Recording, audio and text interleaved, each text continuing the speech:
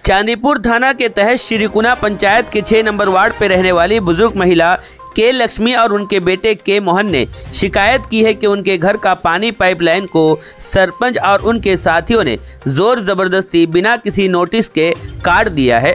लगभग 3 महीनों से पानी के लिए दर बदर भटकने पे वो मजबूर हो रहे हैं। के मोहन ने कहा कि हम लोग गरीब लोग हैं, हम पर जुल्म किया जा रहा है। सरपंच जाति नाराजगी को लेकर हमें परेशान कर रहे हैं।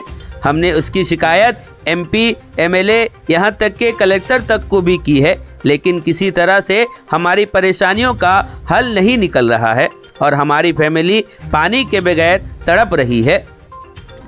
ना के लक्ष्मी मैडम कौन असुविधा आप कहीं की पानी पाई असुविधा हमन करचंती माने सरकार देची पानी किंतु एटी के हमर पंचायत के बहुत असुविधा करचंती। तो पानी नहीं ना पानी पाइप थिला कौन हैला थिला काटी देले के काटी चंदी ए सरपंच आसी काटी देची। मो नाम जो के मोहन, मो 6 नंबर वार्ड श्रीकुणार बास करे। कौन असुविधा एटी कौन असुविधा है जी आपन काहे की डाकिला हम डाके आपन डाके कारण होजी जे हमर गत 3 मास धरी मोर पानी लाइन टाको काटी पकैचंती, जबरदस्ती करी आसी काटी पकैचंती। मते मागिले 2000 टका दियो। मु कहली मु 2000 टका कोन पाइ देमी? के मागिला 2000 टका? सरपंच प्लस तांकर वार्ड मेंबर आ मोर एटी वार्ड मेंबर आसी मागिले मते जबरदस्ती करी। तो मु ताको बाध्य कली, मु भाई आज्ञा कोन पाइ 2000 टका कोन पाइ ना देवा पड़ियो तुमको बाध्यतामूलक मत 2 वर्ष का पैसा अपन देना। मु कहली मु तो दे आसी WRS पैसा दे आसी, अपन देखो तो मोर सीमा बिल अछि। कहला WRS के मु जानेनी। अच्छा मु ताको चिनेनी। मु ता पचाली तापर ताको पचाली जे एठी जे कोन बाकी कोन कोन दैछंती पैसा ना तू के पचारे वाला तू के तोरे कोन हम भोट दैतलु मत मत मत मत कथा कहि के कहिए करले। मु कहली यार मोर कंज्यूमर मु नेशन नागरिक मोर हक नै पचारे पे। तो पचाला बोल मत मना करले जबरदस्ती करले कहले ना तुम पचारे परिबनी। आमे चाहू हम न्यायटा मिलू, आम चाहे खाली आवेदन जे मत न्यायटा मिलू है जी पैसा लोक दवा कथा जी पैसा आम हो पैसा दवा रेडी अच्छे। सरपंच बाबू को कहना चाहिए जे सी हूँ गाँव गोटे सरपंच, से समस्त लोक सागर मुख्य मुख्य मुख्य लोक बुझे कि आउ एति अनुरोध जे जल को लोक पाखे काटाकुटी करुना करू नथिबे। हमर मांगटा या होची हमर पांटा न्याय मिलू। कलेक्टर को लेटर देथिले कोन हैला किछि मत काई सेपटो किछि आसिले नै ना कलेक्टर मत डकेले ना मत किछि कहले किछि नै। मते कथा कहले जे मते मानद एबे फोन करथिली से कहले कि कलेक्टर को लेटर कर। मु लेटर करली, लेटर कला पर काई मत किछि रिप्लाई किछि अपन आई 3-4 मास लानी। दूसरी जानिब जब हमने श्रीकुना सरपंच कमल साहू से इस मामले की जानकारी ली तो उन्होंने कुछ और ही बताया। उन्होंने कहा कि श्रीकुना पंचायत के 6 नंबर वार्ड में लगभग 180 पानी के कंज्यूमर हैं, जिसको आसानी के साथ देख रेख करने के लिए एक कमेटी बनाई गई है, जो पानी विभाग के गाइडलाइन के मुताबिक हर घर से हर महीने 60 रुपए अदा करती है। लेकिन ये के मोहन अगस्त 2022 से लेकर अब तक 1 रुपए नहीं दिए हैं। इससे पहले भी उनका पाइपलाइन काटा गया था, लेकिन उन्होंने बड़े नेताओं की चापलूसी कर जोर जबरदस्ती पाइपलाइन जुड़ा लिया था।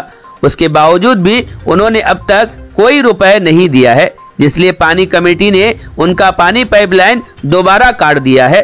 सरपंच ने कहा कि के मोहन शख्स गैर समाजी इंसान है। बेवजह सबों के साथ गाली गलौज करना, गांव के माहौल को खराब करना उनका काम है। सर आपण पंचायत रे 6 नंबर वार्ड गोटे अभियोग आछि के मोहन से अभियोग करछन्ती 3 मास हेगला तांकर पानी पाइप लाइन कटाई छि। कोन असुविधा हेछि कोन आपण तार विषय जानछन्ती? हमरो प्रत्येक पानी जो सोर्स गुडा तैयारी हेछि, प्रत्येक सोर्स गोटे गोटे कमिटी गठन कराई जहाँ सुस्थ भाव में परिचालना करने से आमर जो सोर्सटे अच्छी से 185 जन ऊर्ध्व कंज्यूमर अच्छा एवं से कंज्यूमर मानक मध्यरु गोटे कमिटी तैयारी कराई 15 जनिया गोटे कमिटी तैयारी कराई से कमिटी को दायित्व दिखाई जे से माने सेटा को परिचालना करेंगे एवं सेटा सरकार नियम अनुसार प्रति मास को 60 टका कर कंज्यूमर फी गोटे आदाय करने सरकार नियम अनुसार समस्ते दौरान ये व्यक्ति जनक जोर जबरदस्त करी सी दौना एवं पूर्वर मध्य तार भी कटा जाइतिला सेतेबेले भी से जोर तापर भी पुणी जोर जबरदस्त कर जोड़िकी अद्यावधि पानी नहीं चलती कटा जाइतिला आज्ञा आज्ञा ताकू भी जोर जबरदस्त करके जोड़िकी से माने पानी नौचंती। तेणु जदि 185 जन लोक 184 जन कंज्यूमर पैठ करेंगे आ जड़े लोक पैठ करेंगे ना तेणु अन्य मान प्रति क्षोभ रही आम माने पैसा दौचु सी कहीं मागणार पानी नब। तेणु यहाँ जेहेतु सरकार नियमटा को माने प्रतिपालन न कर कमिटी मत भी जनई एवं तार कमिटर सिद्धांत अनुसार मुझे भी मत देली तुम पानी कनेक्शन टाक डिस्कनेक्ट कर पुणी पैसा डिपोजिट कले से पानी पुणी कनेक्शन पाइपर। आज्ञा 2022 मसीहा अगस्ट मस पाखु कमिटी गठन हो कमिटी परिचालना होगी आसुची भल भाव भी जानी से गोटे आंटी सोशियल पिला कमिटी गोटे सिद्धांत करते जेहेतु आम टे अधिका समय पानी चले कि पानी नबू तेणु आम से जगार 100 टका कर डिपोजिट करूँ से व्यक्ति ही प्रथम विरोध करते आम 100 टका कर देवु ना से ही विरोध करापर RWSS अफिसर मैंने आसी बसिकी समस्त सिद्धांत मूले तार सरकार नियम अनुसार 60 टंका ही रखा जाइतिला एवं से 60 टंका अद्यावधि देना एवं से कहूँ जे मु जाने ना आपनकर RWSS रे से कोन कहउचंदी से पैसा देइचंती सेटा कि गाइडलाइन अछि कि सेमति किछि गाइडलाइन नाही हमको जो गाइडलाइन अनुसार तार जो कमिटी फॉर्मेशन अछि एवं से कमिटी परिचालना कमिटी से परिचालना कमिटी पाखरे से माने डिपोजिट करि जमा करिवे संधान करिया पई चाहिए नहीं कम एतरे किछि नाही आपनकर जो से जेहेतु को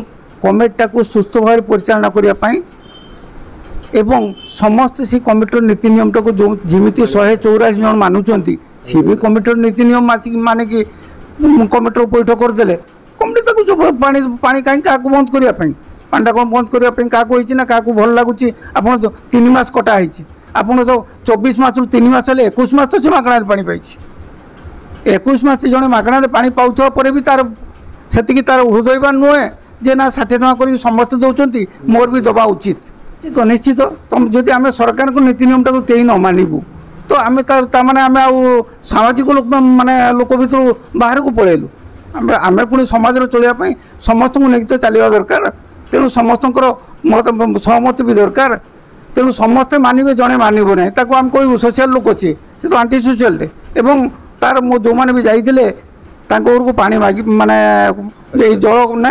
पैसा आदाय करने जो पिला को जाइए आदाय करेंगे तो अत्यंत कदर्य भाषा गाड़ी गुलज भी कर 21 मास को ना तार जो काटवाटा जो 3 मास हुए 21 मास धरिकी समस्त दौले भी सी अद्यावधि तार माने पैठ कला ना।